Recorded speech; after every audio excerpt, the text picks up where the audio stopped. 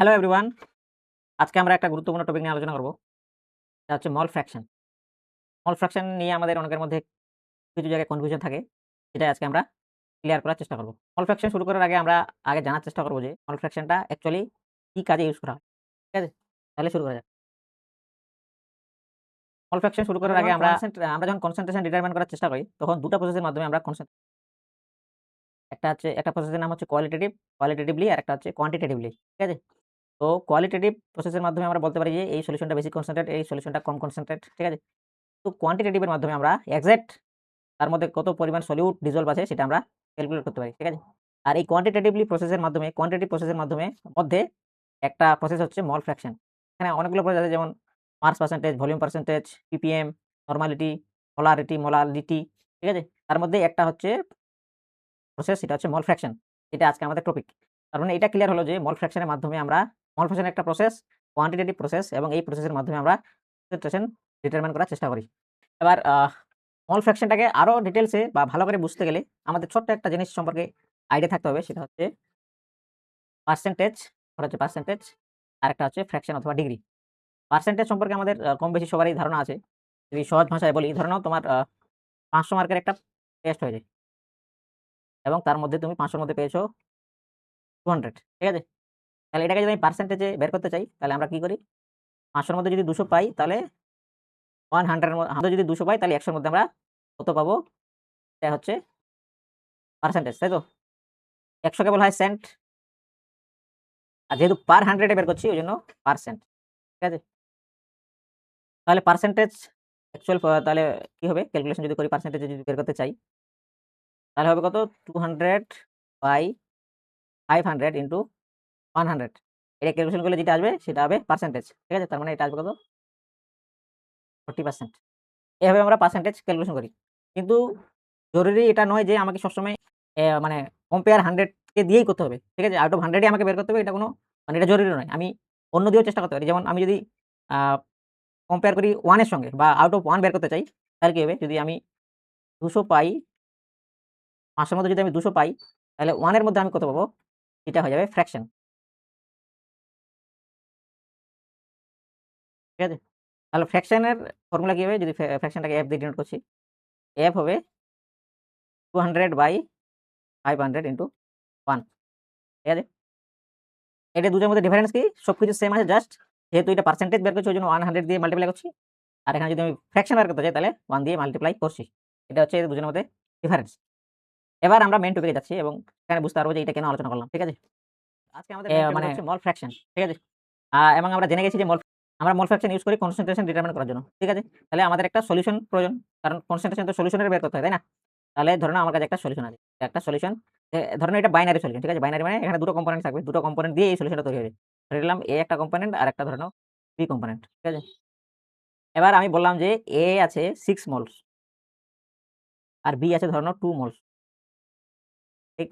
এই 6 মোলটাকে আমি A এর ক্ষেত্রে ডিনোট করতে পারি Na দিয়ে আর B এর ক্ষেত্রে ডিনোট করতে পারি Nb দিয়ে। Na আর Nb মানে হচ্ছে number of moles for A, number of moles for B। ঠিক আছে?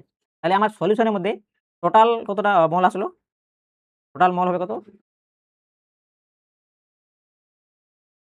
ইকুয়াল টু 6 প্লাস 2 তাই তো? ইকুয়াল টু 8 মোল। এটা কি? এটা Na, এটা N। ঠিক?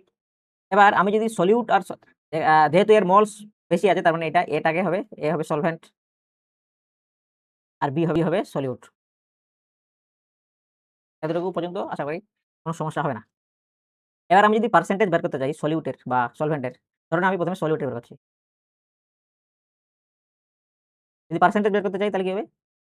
8 মোলস এর মধ্যে কত সলভেন্ট কত আছে? সরি যেহেতু আমরা সলিউট বের করছি তাহলে 8 মোলস এর মধ্যে টোটাল মোলস 8 মোলের মধ্যে সলিউট আছে কত? 2 মোলস। ঠিক? তাহলে যেহেতু পার্সেন্টেজ বের করব তাহলে 100 মোলে কত থাকবে সেটা হবে পার্সেন্টেজ। এটাকে আমরা লিখতে পারি percentage of moles of solute equal two কত হবে? 2/8 * 100। ঠিক? এইটাকে আমি এইভাবেও লিখতে পারি। 2 এর জায়গায় লিখতে পারি Na আর 8 এর জায়গায় লিখতে পারি Na plus B to 100। Clear? এবার এটাকে যদি আমি ফ্র্যাকশনের ভাষায় লিখতে চাই তাহলে কি হবে? টোটাল মোলস 8 মোলের মধ্যে সলিউট আছে 2 মোলস। ঠিক আছে? তাহলে 100 এ বের করলাম পার্সেন্টেজ। তাহলে আমি যদি 1 এ বের করতে চাই, 1 এ থাকবে কত? এটা হবে ফ্র্যাকশন। তাহলে এটাকে আমরা লিখতে পারি যে ফ্র্যাকশন অফ সলিউট। কার ফ্র্যাকশন? মোলের ফ্র্যাকশন। তাহলে আমরা বলব mole fraction of solute equal to 2/8 into 1। ঠিক? এইটাকে আমরা লিখতে পারি Na/N প্লাস Nb। 1 টাকে আমরা কনসিডার করি না, ওইজন্য এটাকে এভাবে লেখা যায়।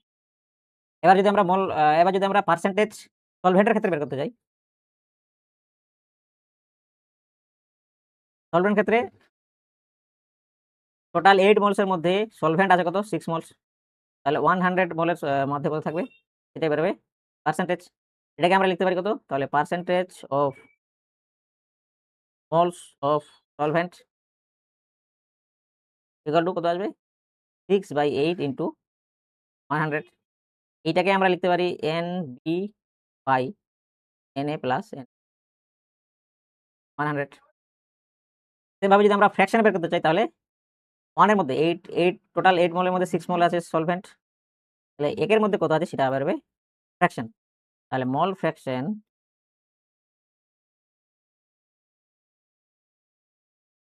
অফ সলভেন্ট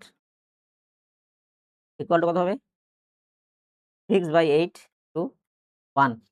এইটাকে আমরা লিখতে পারি Nb/Na প্লাস b। তাহলে আমরা যদি দেখি সলিউট আর সলভেন্টের মোল ফ্র্যাকশন বের করার নিয়মের ক্ষেত্রে, সলিউটের ক্ষেত্রে কি দেখলাম? সলিউটের নাম্বার অফ মোলস ছিল, সরি এখানে উল্টো হয়ে গেছে। এখানে একটু উল্টো হয়ে গেছে। ঠিক আছে? এখানে জাস্ট আমি এখানে সলভেন্টকে A ধরেছি, কিন্তু ক্যালকুলেশন করেছি Nb। তাহলে এগুলো একটু এটা হবে Nb। ঠিক আছে? এটা একটু ঠিকঠাক করে দিচ্ছি।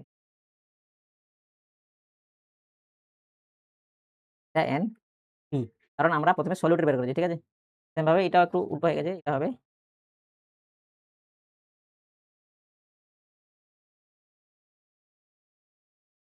ঠিক আছে?